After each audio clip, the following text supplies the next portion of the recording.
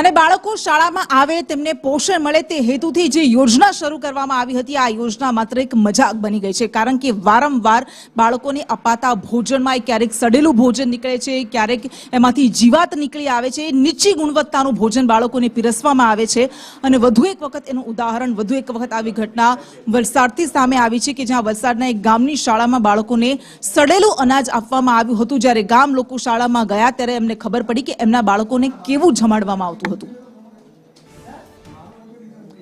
તો વલસાડની આ શાળા છે કે જ્યાં સડેલું ભોજન, નીચી ગુણવત્તાના ચણા બાળકોને ભોજનમાં, મધ્યાહન ભોજનમાં આપવામાં આવી રહ્યા હતા। મોટી ઢોડુંગરી ગામની આ ઘટના છે અને ગામ લોકો ત્યાં ગયા હતા, તેમણે વિડીયો બનાવ્યો હતો અને આગળ જિલ્લા શિક્ષણ અધિકારીને પણ આ મામલે રજૂઆત કરવામાં આવી છે। પરંતુ આ મધ્યાહન ભોજન યોજના જેની શરૂઆત કરવામાં આવી હતી એ હેતુથી કે બાળકો, ખાસ કરીને અંતરિયાળ ગામના ગરીબ બાળકો એ ભણવા માટે આવે અને સાથે સાથે તેમને સારું પોષણ પણ મળી રહે, પરંતુ વારંવાર આવા વિડીયો, આવી ઘટનાઓ સામે આવતી રહે છે।